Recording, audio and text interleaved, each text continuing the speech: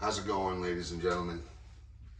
Today, I'll be leveling this wall.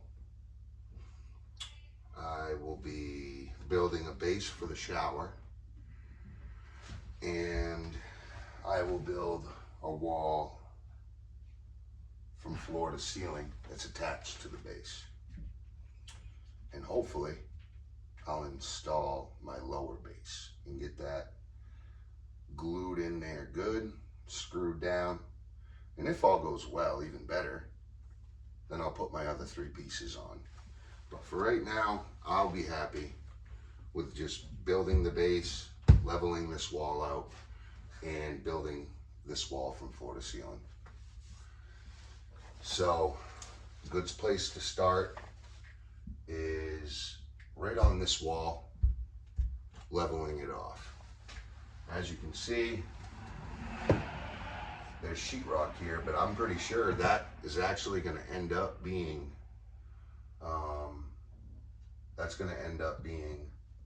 about level. So it'll be zero, basically. Instead of running a level, a 6-foot level, over and over and over again, I'm going to set my laser level up, okay, over here, shooting the laser line from 0 onward. That way I can just take measurements with my measure and I don't have to touch a level 18,000 times.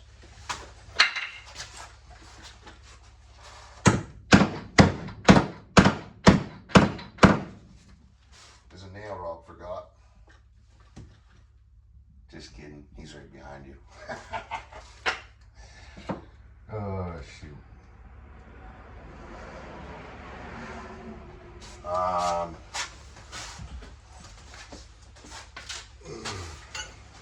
You pass me them shingles over there?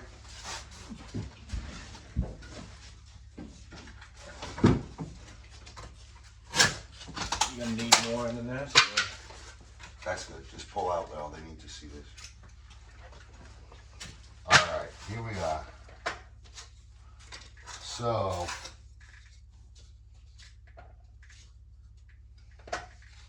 get that so that the laser level is sitting square. I'm going to get it so my line is just barely touching the lower portion, basically the lower sill.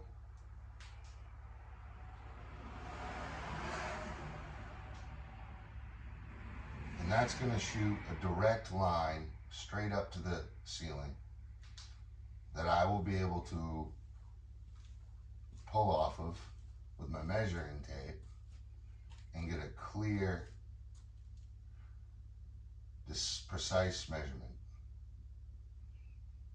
Okay? So my laser is touching the lower portion of the sill. Alright? It's perfectly right against, evenly, nice and parallel.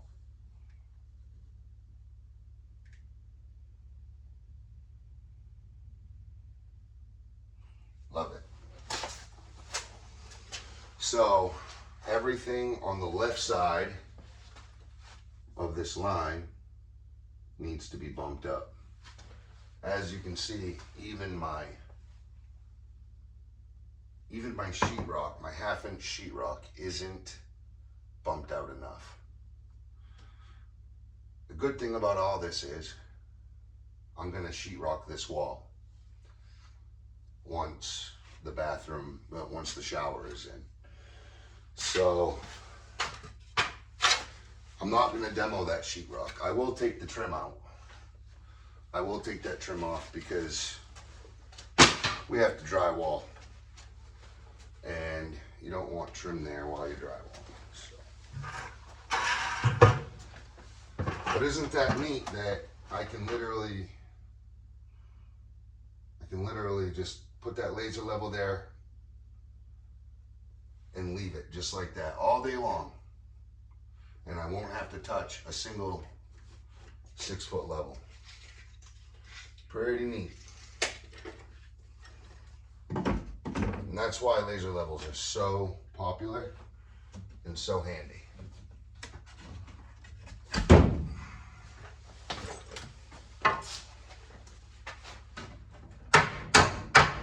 Of course.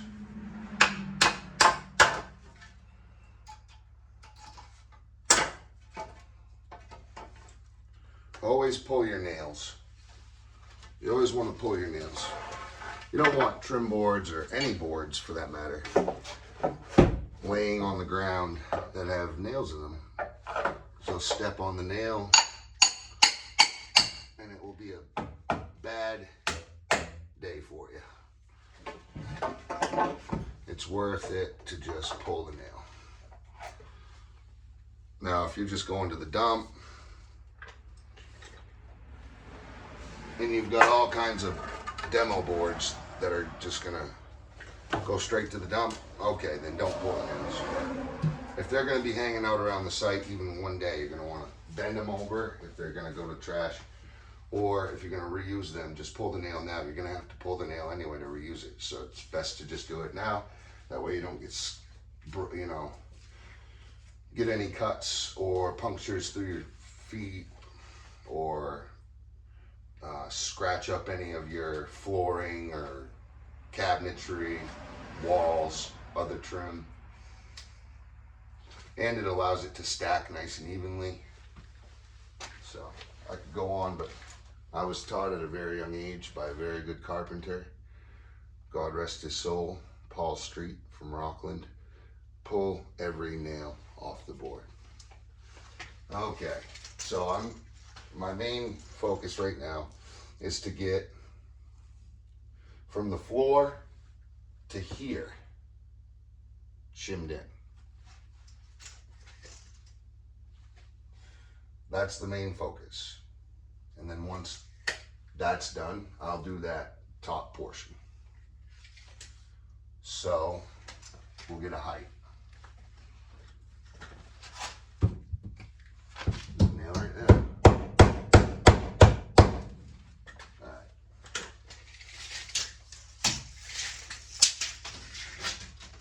Doesn't have to be perfect because my base is going to be about 4 or 5 inches off the ground, and I'm going to start right up against the sheetrock anyway, so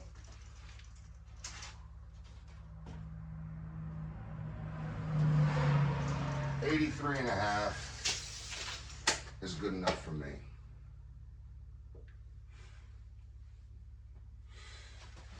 And as you could imagine, I will have to flip that laser going that way once I get over past this stud here.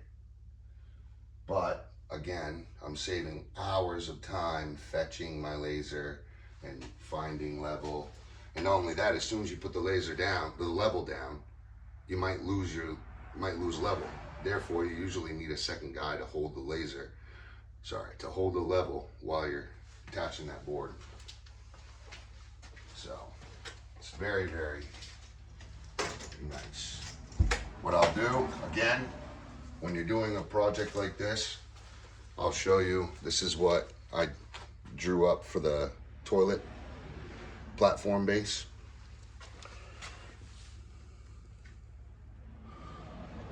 So I drew my joists out, and then I got all the widths for each on each end of each board.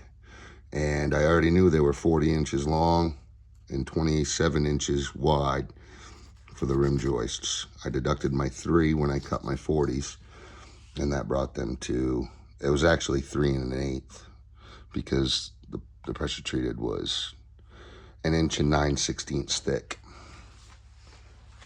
Regardless, today I'm gonna do the same thing. This helps it so that your brain doesn't have to think of this while you do it. So I'm gonna look at my product and I'm gonna draw out what I need.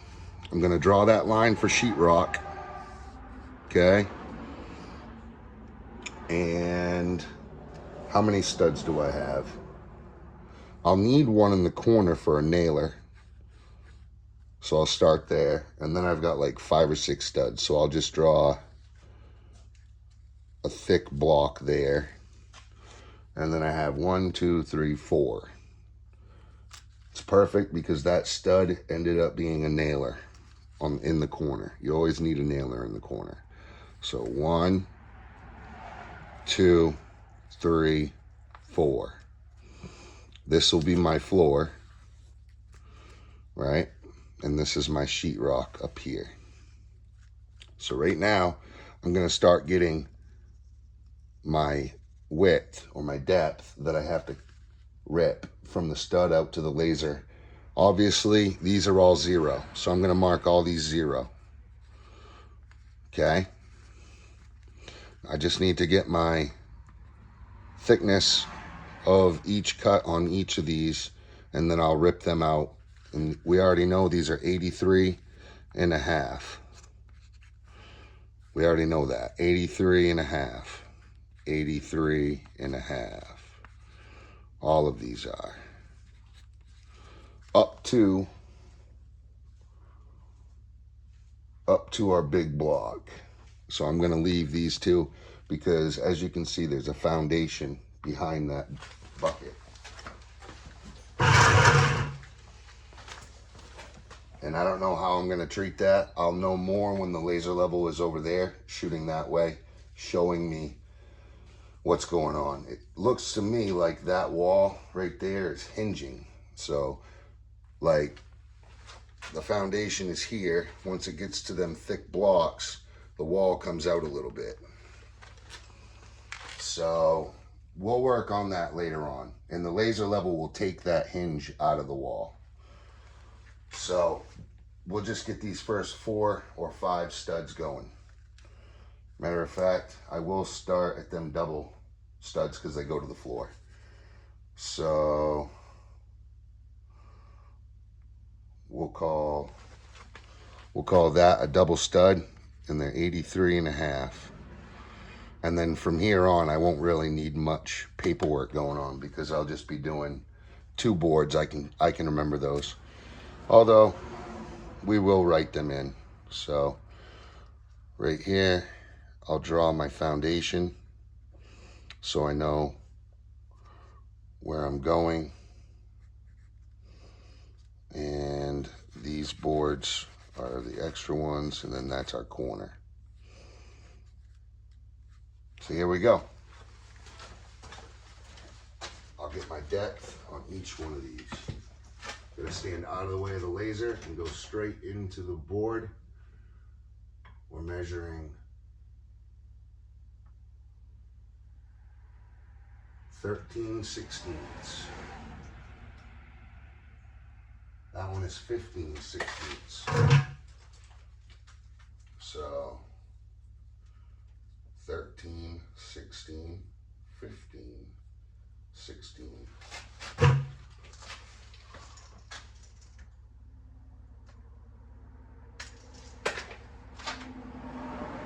One inch and 1/16.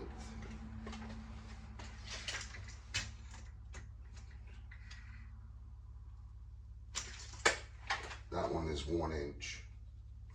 Now the laser level isn't shooting behind it, so I'll do these first 4 boards.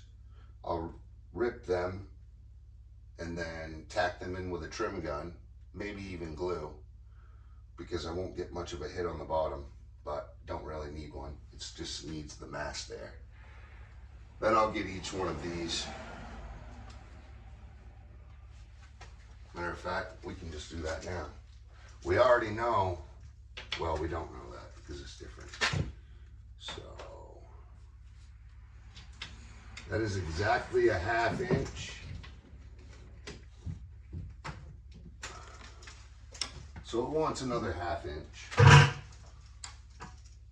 This one will be like, yep, I knew it. 3/8.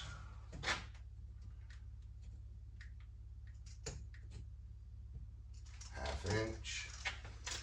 That's weird that that's 3/8. 7/16. See.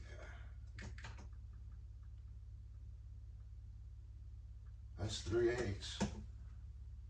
Down to 1/2.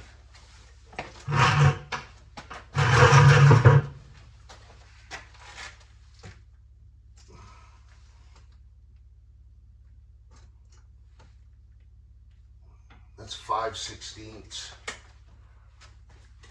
and 9/16. So again, go 5/16, 9/16.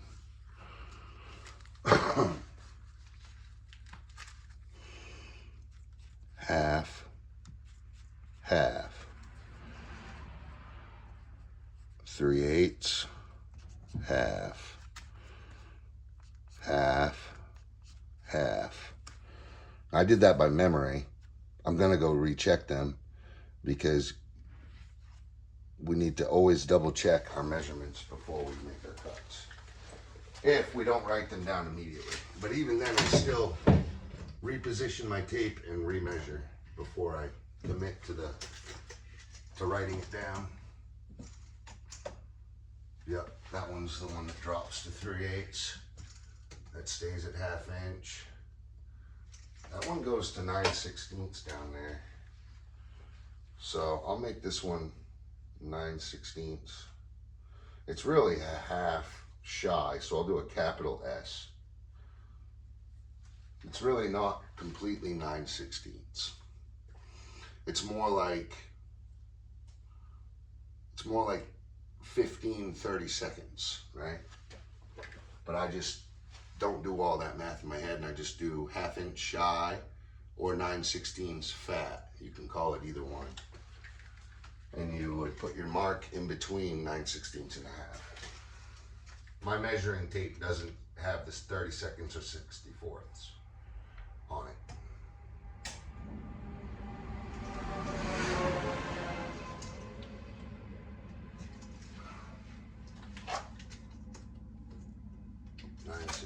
Again. Okay.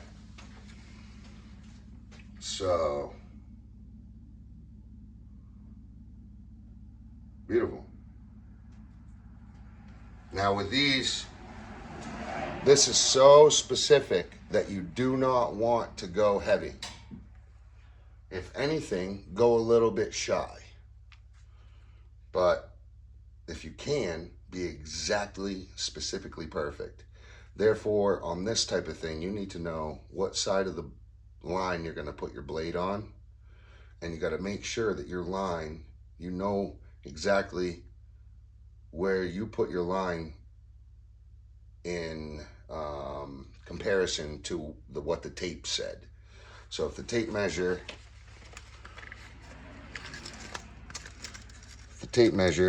if I want to mark this at 2 inches and I put my 2 down, right? I need to know exactly where that 2 starts.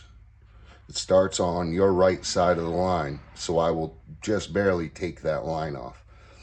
And that with my blade. So I'll put my blade literally perfect right over the line.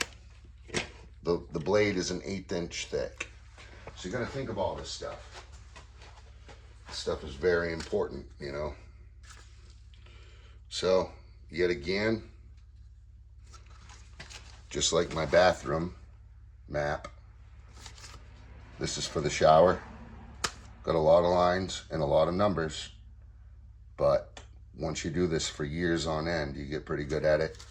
And you get to the point where you're so bored that you try to make it even harder, and you're teaching people on YouTube.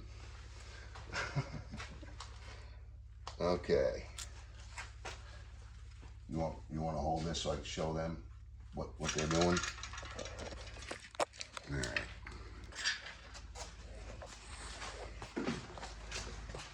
So first things first, we already know that our board is going to be 83.5.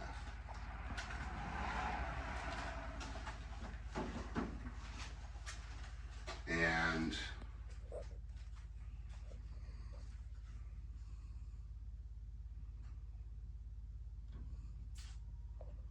there's nothing.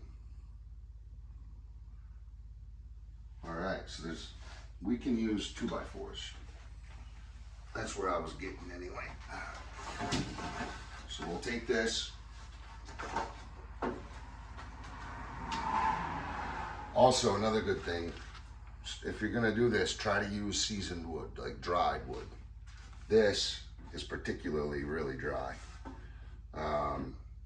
It'll allow this not to shrink. So if you cut this wet, you come back to it, it's gonna shrink quite a bit.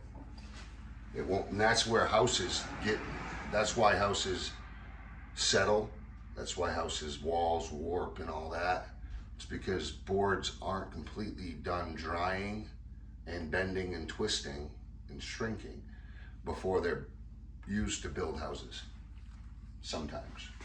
Not all the time, but sometimes. I see a knot on both ends. I know I have plenty of room, so I'm gonna cut this knot off. Of course.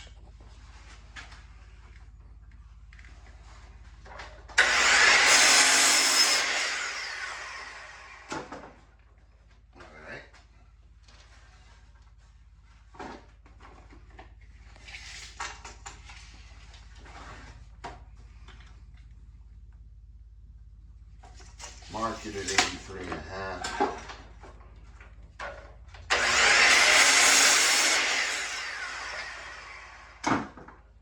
Gave her some love. So now, this is my actual length. So, my first board over in that corner is 13/16. Obviously, they'll all be down to 0.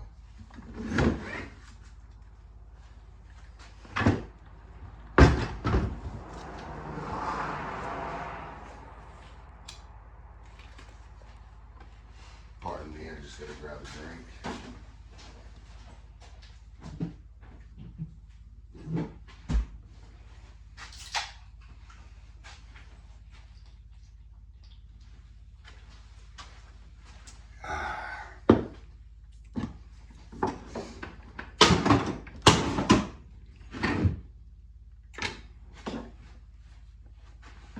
Make some sense of this real quick.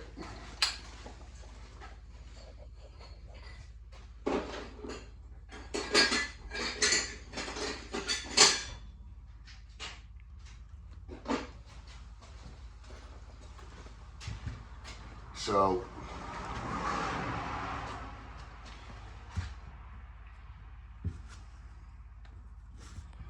our first board is 13/16.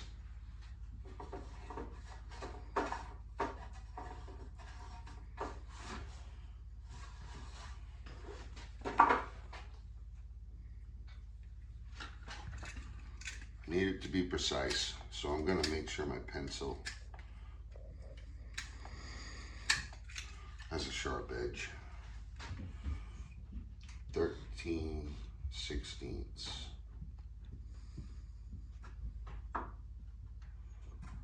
Okay. And that goes down to 0. So, I'm going to put my chalk, center of it, on 0. And I'm going to put this chalk line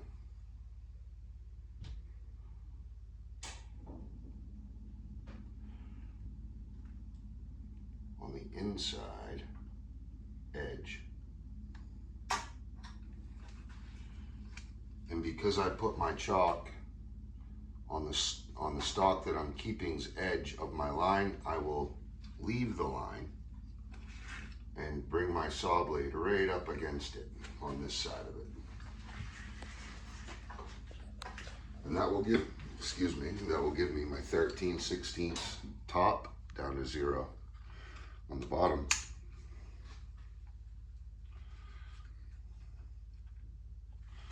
I'll be using that quite a bit, so don't need to be too careful with it.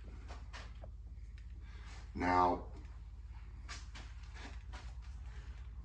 before you go and start this, I could do this on a skill saw.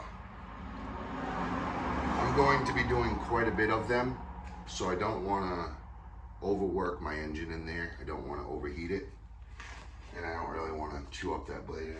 But I have this table saw here. That's going to work perfect. So come on over. we're going to set this depth to a little higher, at the highest point, than my stock piece.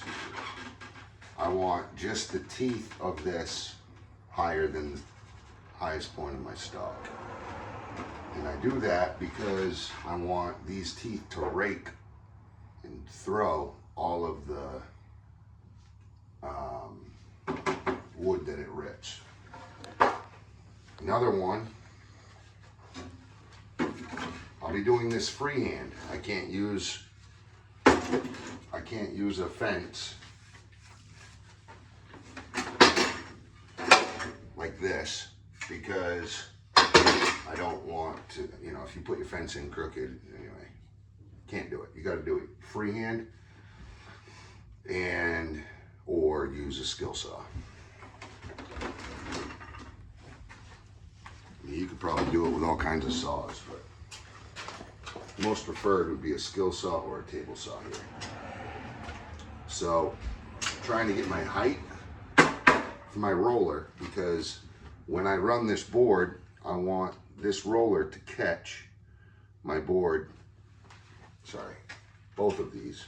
That way I can commit to finishing my cut down there at the bottom and push it through, and it'll just be laying basically on a table or a roller system. So, I don't know the angle. Well, I guess I can figure it out.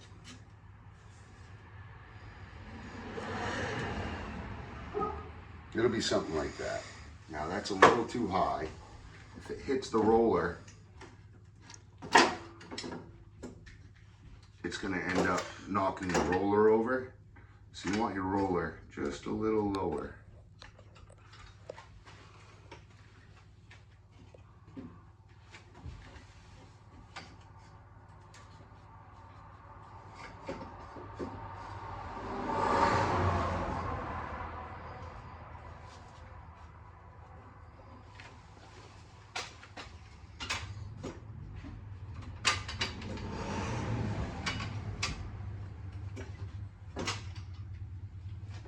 Something like that.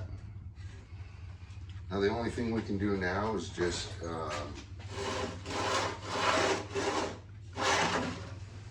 try it.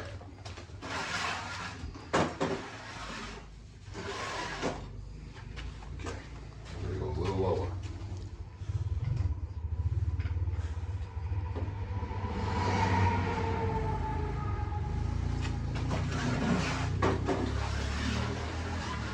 Then when I finish my cut, it'll be sitting on the rollers. Okay, and another thing, if I'm going to zero on a rip, I like to start off with my meaty edge.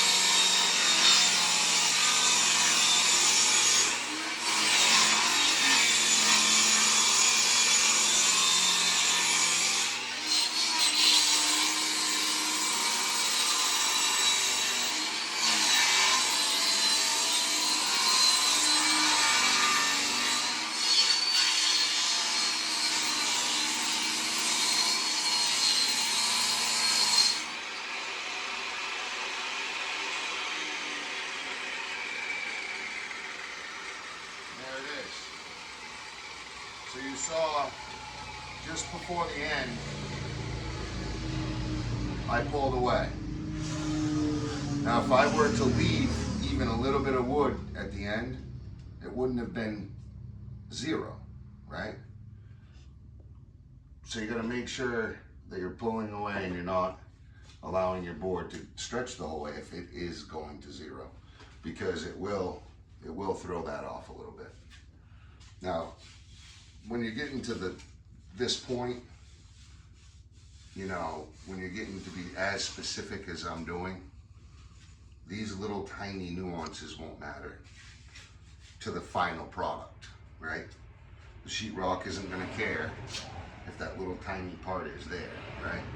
But there are specific jobs that would matter. So I've ran into those jobs, and that's just how I do it now.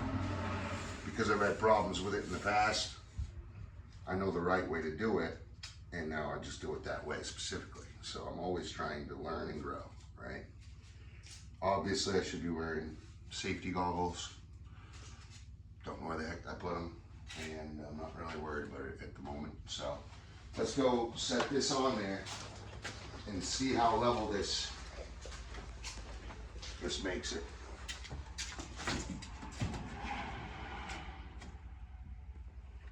Much better. Much, much better.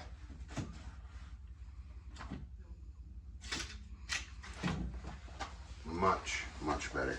So now I'm gonna get my trim gun here.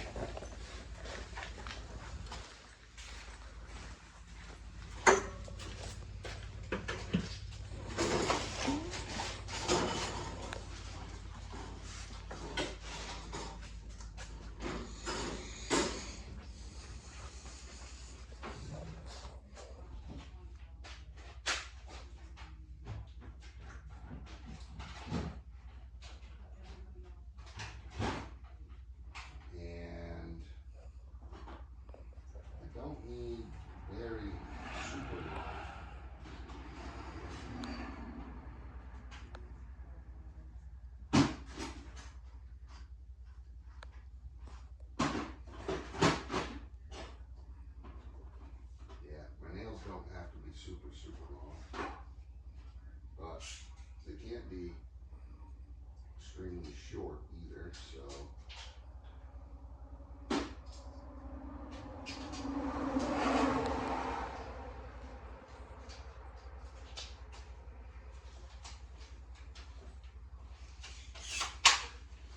I'll try some 1¼ inch, and I'm gonna try not to use glue, because at the end of the day, I'm gonna be screwing drywall into this, so it really shouldn't matter much.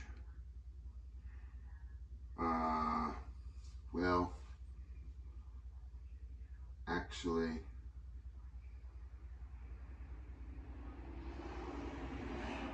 the parts where, so the parts where the 3-piece shower is gonna go will be glued to it. So I ought to give it a little bit of glue. Doesn't have to be a lot. Oh well, so. Okay. So.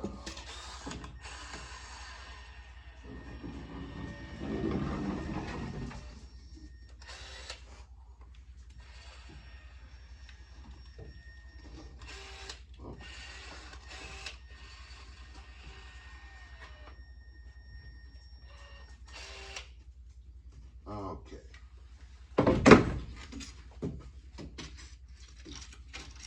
I'm going all the way up against my sheetrock because I want that to gradually drop down past to 0. Now, I'll turn it on. So, remember, this might not be perfect every single one, but you don't have to get it right perfect. What you do want though, is what you don't want though, is you don't want there to be almost a full inch off level, right? So if your line isn't touching your shim perfectly, unless it's something that's very specific, like a floor where floorboards won't meet right or something. I mean, this is a vertical throw, really.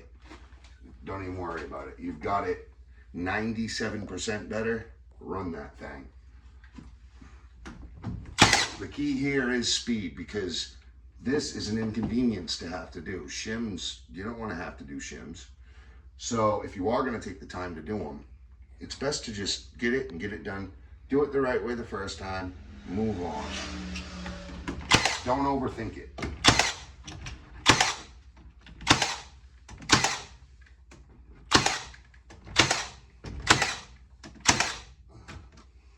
So as you can see right there, I'm touching my laser. That's no bueno. We don't want that. So what can I do to fix that?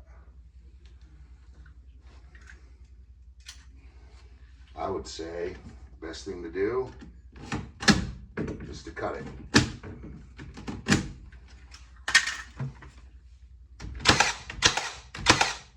And remember, don't be driving nails where your drain pipes, where your gas pipe, that's not actual like gas. It's the exhaust fumes that come off of a septic tank. However, water, gas, and drain, be very careful you're not screwing or hammering or nailing into any of those lines, because shit can get real quick.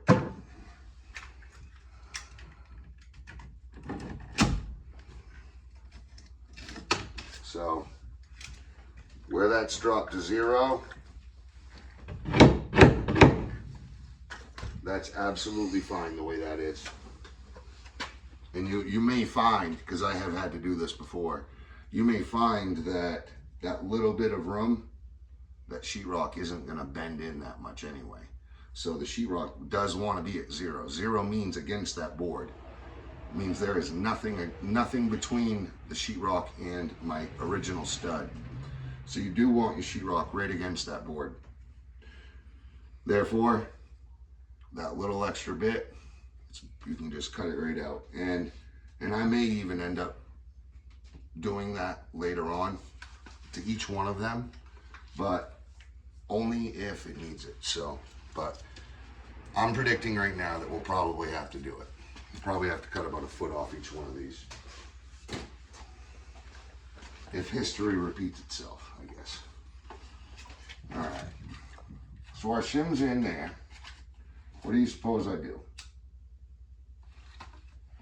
I say, before I move on, let's just get this one done too. I got 11 and a half inches long.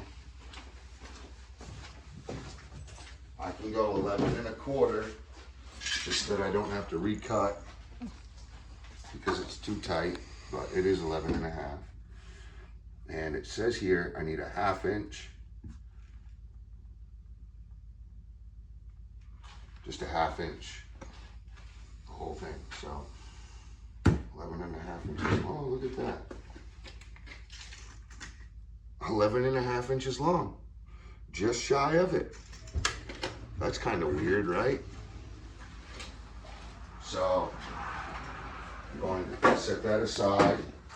I'm just going to grab my, always make sure you don't have too much dust in your channel when you lock your table fence.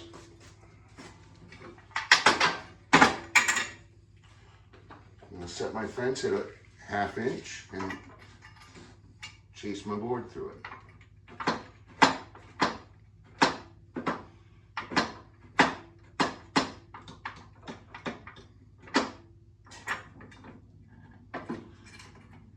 Okay, remember the board has the saw blade has a vibration.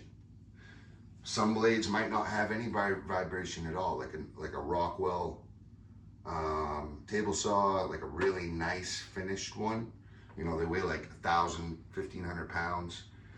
Those sometimes don't have any vibration at all. But something like this, a job site, portable, you know. It's not saying this is a bad saw, I'm just saying most all saws have a little vibration. That way, that being said, you don't want to get right up close to a 1/2 inch. give it a little bit at first, because if the vibration happens to take a 1/16 of an inch, well, now you're at 7/16 instead of half. And yet again, these are all things that a veteran will just do fluidly. But I'm trying to teach my fluidity, right? My madness inside the monster. Here we go.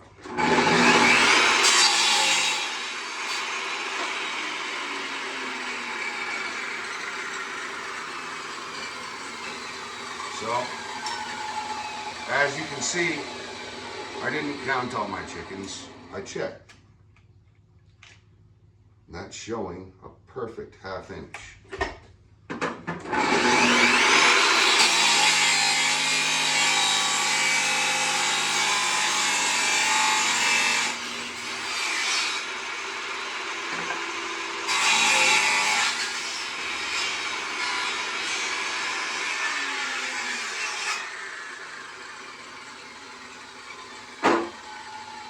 You saw there, I pulled my board back, flipped it, and finished the cut.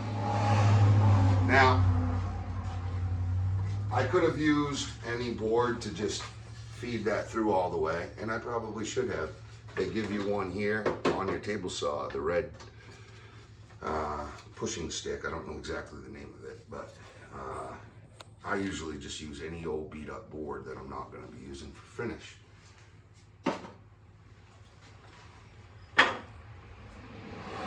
And I use an old beat up board because then you're not worried if it touches your pushing stick. It'll just cut through the junk piece of board that you're using to push through, and you're not going to beat up your nice stick. Now, if you've got a lot of blocks and you're doing them nice and wide, like a whole width of a board, then you can use that. And it's got a little notch in it that will hold the wood like a bird's mouth that pushes it through. Whereas this, you'll have to put it on an angle and push through, right? And be careful you're not hitting your... Anyway, put it in the comments if I'm getting too technical, but I like to teach these things. You know, they're little things, little nuances that you learn over time.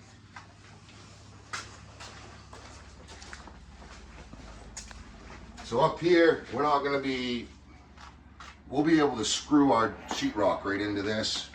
We won't be relying on glue holding our base, your plastic base, shower base in. So we don't really need glue here, like we did here. Because if I were to just nail this, right, and then I put glue on it on the outside and put my plastic base against that, and hoped and prayed that over time the weight of the shower or the wiggle of the house wouldn't pull it and pop it off, because the nail maybe popped off and it just took the board with it because it was glued to the board, but the board weren't glued to the stud, right?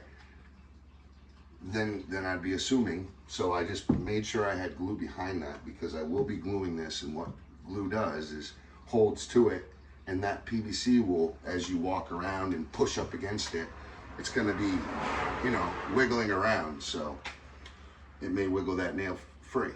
We can't assume, so we want to glue and screw, or in this case, trim nail. But up here, we're going to be screwing sheetrock right in up top there, so we don't really need that extra glue. Now, that's too thick. How do I know it's too thick? I didn't even need to put a level there, because I have my laser level. How I know it's too thick is because if you come over here, you'll see the laser level is touching it. That laser level down here is on the right side. It's just barely up against 0. Therefore, I want my wood to be just barely up against the laser on this side. That carries that line perfectly. As you can see in this shim isn't touching it anywhere except for right here. It's right up against the laser, meaning it's perfect the whole way through. And I've got nailer down there at 0, so I don't need that wood there. But I do have to take, it looks like, and you can come over here and look from this side, just don't stand in front of the laser, but a 1/2 blade off that, right? So I'm gonna take this and I will go put my fence And even if I took a blade off, at least I would be there instead of past. You don't want your sheetrock bumping past level out, you know, leaning. If anything, you just want it almost up to level. So I'm just gonna bring this in. I'll just go 3/4 of a blade. And in this instance, I will use a pushing board. Just to show you what I was talking about. Now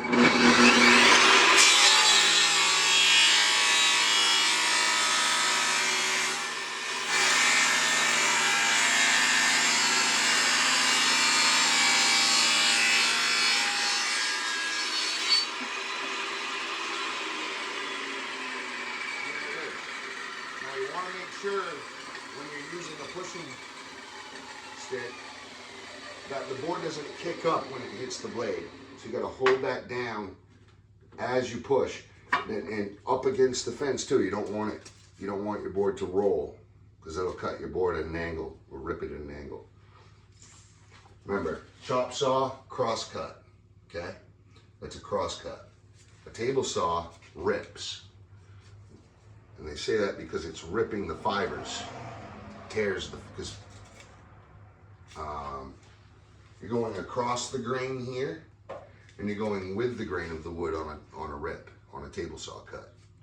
So you're ripping the fibers up and chewing them out, but then on a chop saw, you're cutting across the grains.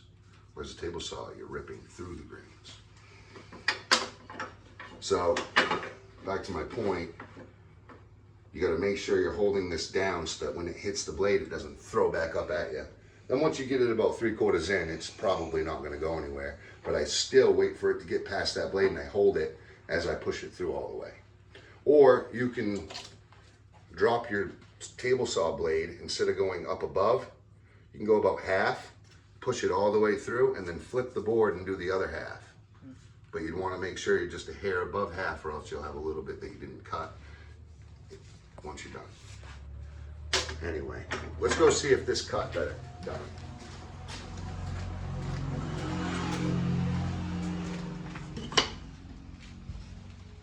Get out of my way and look at that. If you just barely see that, that's just barely right up against. You can just barely see on the left side of the board that the laser is barely almost there. That's absolutely perfect. We call that a dog's hair. Okay? And I'm just tacking in. Remember, the drywall screw, I use 1 3/4 to 1.5 inches. I think it's 1 3/4 is what I use. So it'll go through my sheetrock, it'll go through that sheetrock and my shim, and into the stud, holding it nice and strong. Now that I've done this, now we'll keep going on, and I'm gonna end it there. I will start a new video once I get over here to this hinge that I'm showing you, and I'll just give you a preview of that hinge right now. As you can see, I don't know if you can see this at all, but the wall comes in like this, but then when it meets this existing older wall up to my old foundation, that foundation kicks out a little bit. It may be hard to see, but it's easy for me to see it. So it's hinging. So this is kind of, this long part from here on is out a little further on this edge,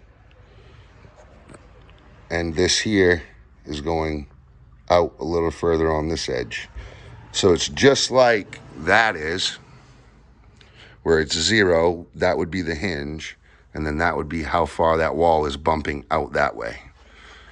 Same as from here to there. I don't know why it happened.